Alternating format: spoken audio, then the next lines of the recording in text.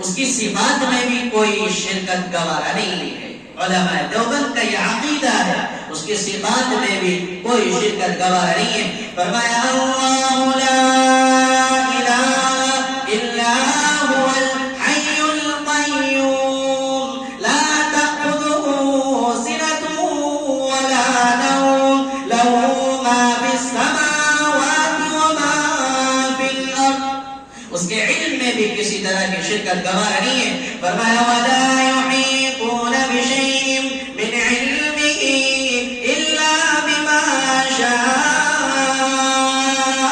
اس کی قدرت میں بھی کوئی شرکت گوارا نہیں. فرمایا ان اللہ على كل شيء قدیر.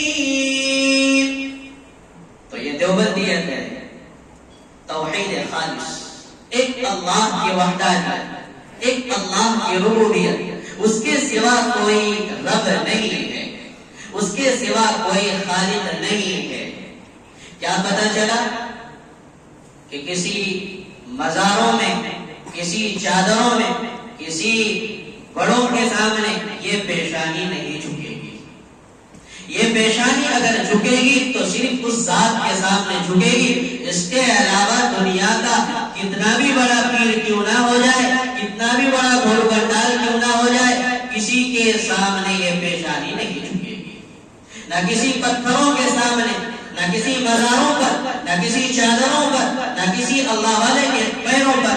میرے محبوب نے فرمایا تھا کہ اگر یہ پیشانی کسی کے سامنے جھکنے کی میرا رب اجازت دیتا تو وہ شوہروں کے سامنے بیویوں کو دی جاتی, لیکن دی نہیں.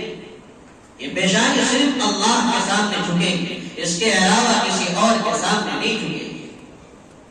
اسی کو فرمایا ایاک نعبد و ایاک نستعین.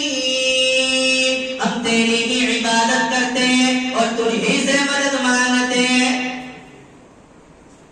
فرمایا اللہ کے سوا کسی سے مدد نہ مانگ, کہ اس کے سوا کوئی مددگار نہیں, اس کے سوا کوئی حاجت روا نہیں, اس کے سوا کوئی مشکل کشا نہیں, اس کے سوا کوئی اولاد دینے والا نہیں, اس کے سوا کوئی رزق دینے والا نہیں, اس کے سوا کوئی بیڑا پار کرنے والا نہیں. فرمایا جب بھی مانگ تو اللہ کی سے مانگ, جب بھی رونا ہو تو رب کے سامنے ہی رو, اللہ ہی کے سامنے آنسو بہا, اپنی اشک بہا. فرمایا اپنا وعدہ یاد رکھنا, ایاک نعبد و ایاک نستعین.